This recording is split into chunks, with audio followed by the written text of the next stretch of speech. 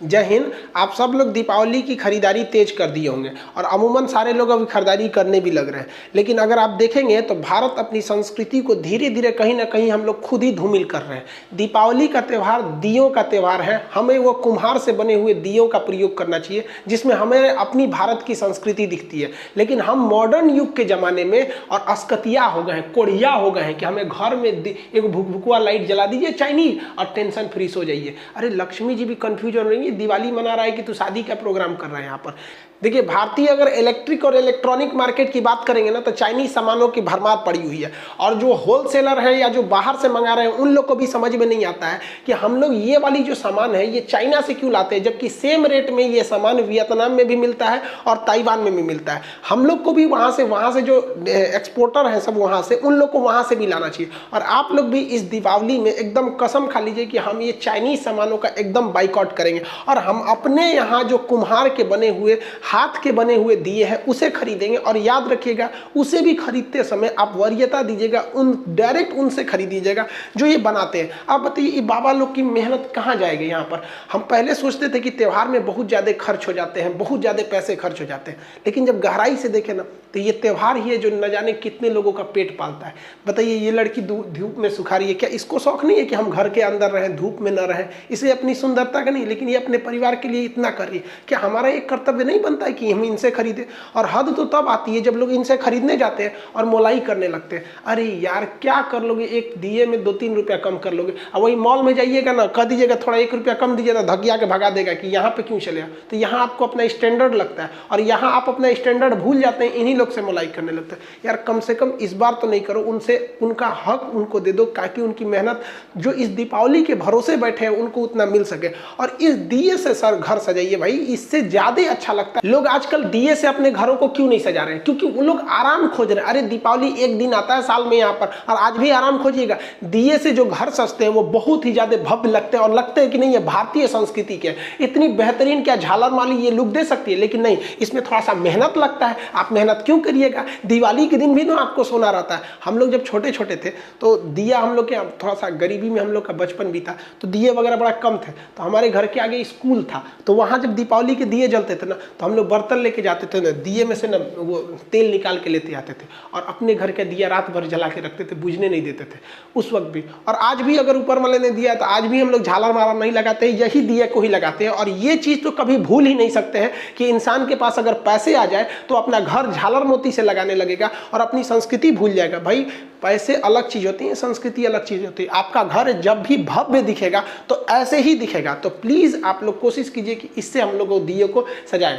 और जो हिंदुस्तान के लोग जो विदेश में है, चाहे वो यूरोप के किसी कंट्री हो, इंग्लैंड में हो, जर्मनी, फ्रांस, अमेरिका, हर जगह इंडियन है। वहाँ नहीं, ऐसा नहीं है कि वहाँ इंडियंस नहीं है। और आप लोग से भी हम हाथ जोड़ के कहते हैं कि प्लीज़ आप लोग जो दिवाली मनाइए ना, तो आप जिस कंट्री में, चाहे यूरोप में हो, अमेरिका में हो, इस तरह से मनाइए ताकि उन लोग को लगे कि नहीं भैया, हम अपनी संस्कृति के लिए डिजिटलाइजेशन नहीं है, हम आज भी अपनी उसी पुरानी संस्कृति को लेकर रहते हैं। और वहाँ पे भी एक ट्रेंड चले और चाइना भी कंफ्यूजन में रह जाए इस बात को लेकर कि हमारे झालर से तो ज़्यादा यही लग रहा है। और चाइना में भी जब जिस दिन दिया बनने लगेगा ना, उस दिन समझेंगे कि नहीं, हम अपनी संस्कृति को आगे लेके जा रहे हैं।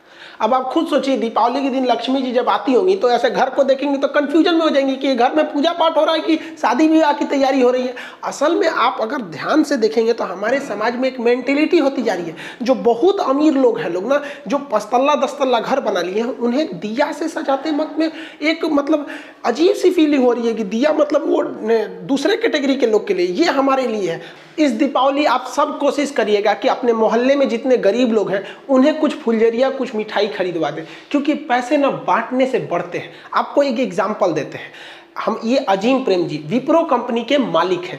इनके पिताजी थे मोहम्मद हसन प्रेम जी थे। जब देश का विभाजन हुआ ना तो मोहम्मद अली जिन्ना जो पाकिस्तान के थे, उन्होंने कहा कि मोहम्मद हसन प्रेम जी आप भारत छोड़ दीजिए, आप पाकिस्तान में आ जाइए, क्योंकि विभाजन हो गया है, बहुत से लोग उधर से यहाँ चले हैं, आप भी चले आइए। इन्होंने उसको ऑफर ठुकरा दिया। उन्होंने कहा कि अगर आप पाकिस्तान आ जाएंगे ना तो हम आपको यहाँ का वित्त मंत्री बना देंगे, फाइनेंस मिनिस्टर। बावजूद इसके इन्होंने इस ऑफर को ठुकरा दिया। उन्हीं के बेटे हैं अजीम असीम प्रेम जी, आज आपको विश्वास होगा ये पर दिन हर एक दिन ये 22 करोड़ रुपए दान देते हैं, 22 करोड़ रुपए दान देते हैं। हमारे देश की विप्रो कंपनी, इन्फोसिस, टीसीएस, ये इतनी जबरदस्त कंपनियां जो अमेरिका के सॉफ्टवेयर कंपनियों को टक्कर देती है।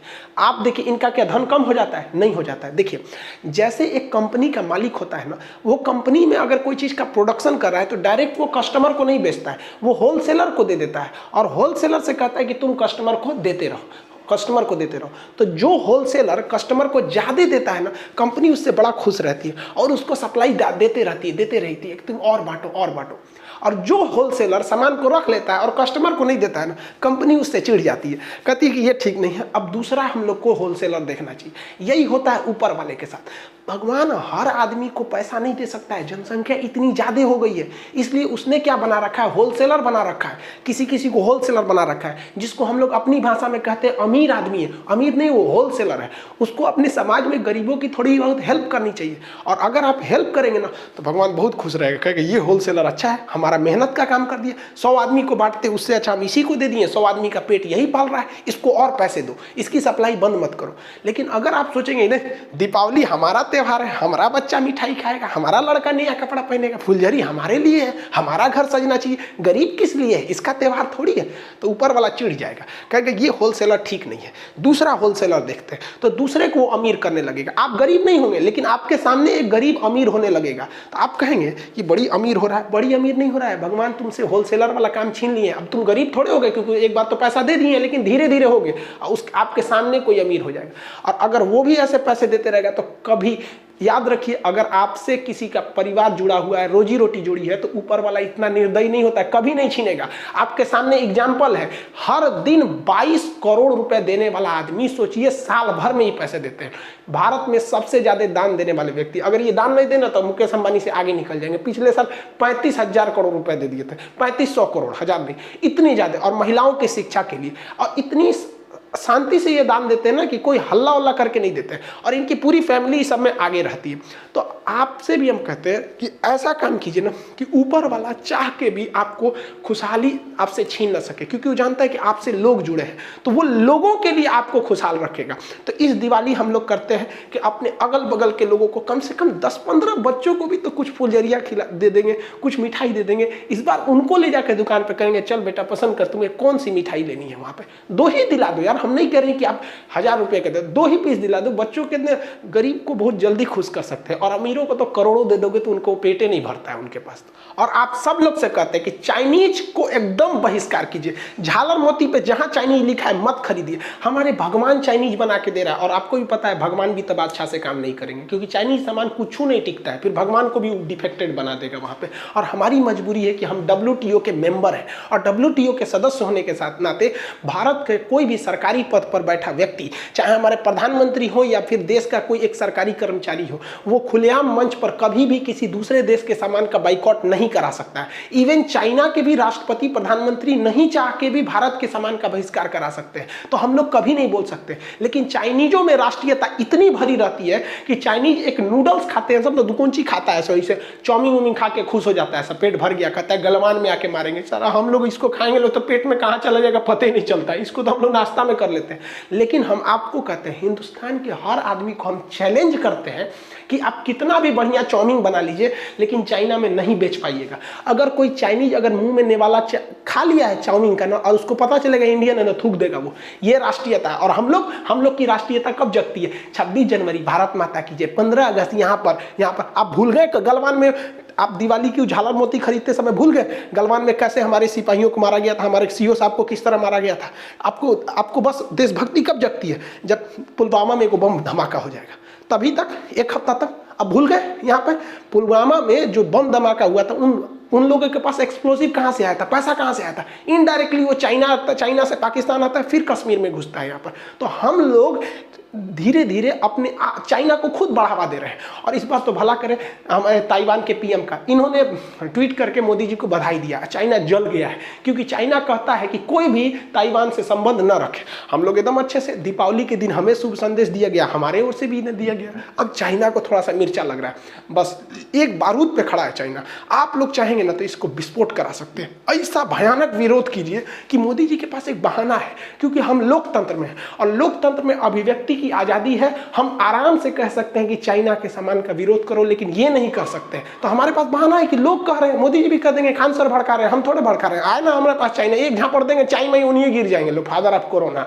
देखिए हम सबसे कहते हैं एकदम भयानक विरोध कीजिए चाइना का। आप देखिए राम जी ने सबरी का अगर झूठा बेर खाया था ना, तो रावण का वध भी किया था। ये हमारी संस्कृति है कि अगर तुम सही हो तो तुम गरीब हो या अमीर हो, हम तुम्हें दिल से लगाएंगे, और तुम गलत हो तो तुम कितनों रावण ऐसा विद्वान भी रहोगे ना तो वध कर देंगे। हमारे यहाँ महिलाओं की पूजा होती है, तो हमारे यहाँ है जो सुपनेखा का नाक भी काट दिया गया, तो हम काटियो देते हैं लोग यहाँ पर। और सबको प्यार से समझाने से कुछ नहीं हो सकता। अगर प्यार से दुनिया मान सकती थी ना, तो बांसुरी बजाने वाले कृष्ण कन्हैया कभी महाभारत होने नहीं देते। दुर्योधन से क्या मांगा गया था? पांचों पांडवों के लिए केवल 5 गांव मांगा गया था ना, कि पांचों पांडवों को छोटा छोटा 5 गांव दे दीजिए, बाकी पूरी पृथ्वी रख लो, लेकिन वो नहीं दे सका था। इसका अंत बहुत भीषण हुआ था। तो आपको भी इसका अंत करना पड़ेगा। जहां भी चाइनीज देख लीजिए ना, किसी के घर पे भी हो चाइनीज सामान, बस पूछिए झालर चाइनीज है, नोच के फेंक दीजिए यहाँ पर। अब पुलिस कहेगा तो कह दीजिए खान सर बोले, अब दिखा दीजिएगा वीडियो पुलिस को, सोचो हमरे ऊपर हो, क्योंकि प्यार से अब नहीं समझेगा। हम तो साला ताज्जुब करते हैं कि हमको लगा इस बार कोई चाइनीज नहीं खरीदेगा,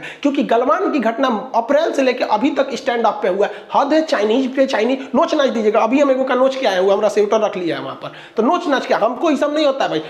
हम भी जमानत करा लेंगे, सुप्रीम कोर्ट से पहुंच जाएंगे। सुप्रीम कोर्ट ने कहा कि किसी की पर्सनल लिबर्टी नहीं रोक सकते हैं, और हमने अर्नब गोस्वामी के मैटर में भी कहा है कि हमारी अभिव्यक्ति की स्वतंत्रता, तो हमारी भी अभिव्यक्ति की स्वतंत्रता है। अगर भारतीय है, देखिए कोशिश तो कीजिए आप दिए से सजाने के लिए, नहीं सजा सकते हैं। आपका घर बहुत बड़ा है, आपको बहुत ज्यादा लक्ष्मी है, आपकी लक्ष्मी धन दौलत और ज्यादा बढ़े, आप हिंदुस्तान के विकास में मदद करें और आगे बढ़े। लेकिन आप अगर सजाना ही है ना, तो इंडियन झालर मोती से सजाइए, और नहीं सजाए ना तो नोच दीजिएगा। अगर किसी का चाइनीज है ना, तो कहिएगा कि चाइनीज है कि इंडियन है, कहेगा काहे पूछ रहा, तो कह दीजिएगा खान सर बोले, नोच दीजिएगा। कुछ हो ना आपके ऊपर पुलिस केस, तो हमारा नाम थोप दीजिएगा, हम लड़ लेंगे केस यहाँ पे। अब प्यार से चाइनीज नहीं समझ में आएगा। छोटा सा यहाँ घुसते घुसते यार अक्साई चीन हमारा है, अरुणाचल प्रदेश हमारा है, उस पे से झालर मोती भी तुम्हारा है, मार देंगे, 2 हाथ लतिया देंगे, होश में आ जाएंगे लोग यहाँ पर। आप लोग इसमें साथ रहिए, और जिसका जिसका देखिए ना कल उखाड़ दीजिए। न्यूज पेपर पे आना चाहिए कि भारत की बिगड़ी हुई जनता, गलवान में चीन के घुसपैठ से तंग आकर जनता चाइनीज सामानों को नोच नाच के गिरा दिया।